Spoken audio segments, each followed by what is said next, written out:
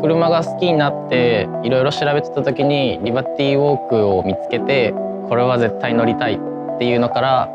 車の絡みからどんどん探してってやっと見つけたって感じです。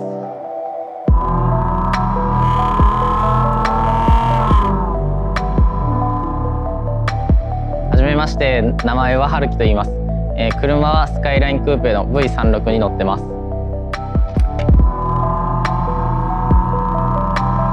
グレードはタイプ P で、カスタムはリバティのフルカスタムのオーバーフェンダーになってます。CSD さんとリバティウォークのコラボの車庫帳が入ってて、オーバーフェンダーのパーツがフルで入ってます。きっかけは社長がこれどうやって言ってくれて、もともと気にはしてなかった車なんですけど、実際に見させてもらった時に、うわめっちゃかっこいいって、こんなオーバーフェンダーが綺麗に固まってるの見たことないなってなって、もうぜひ乗りたいってなって、それがスタートになります。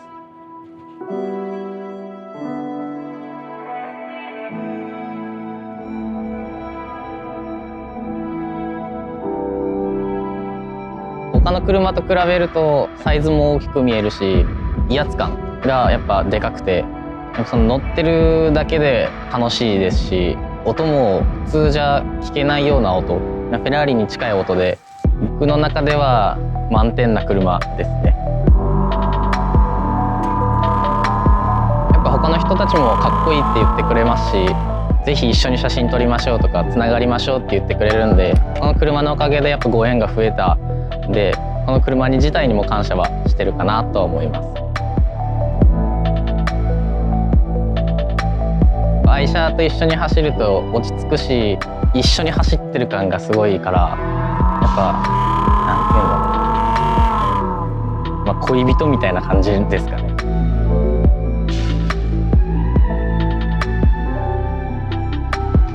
やっぱこれもいいわ、これもいいってなるけど、やっぱスカイラインが一番だなと、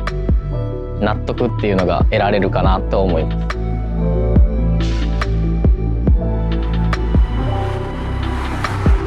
親はやっぱ反対はされたんですけど、やっぱ乗りたい車は自分のお金だし、自分の乗りたいものに乗りたいって言って、説得して OK はもらってて、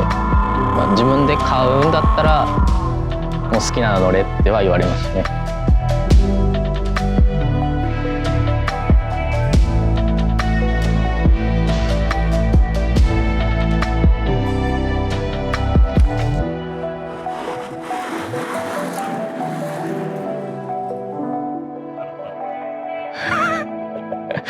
もう女の子にはモテモテですよ。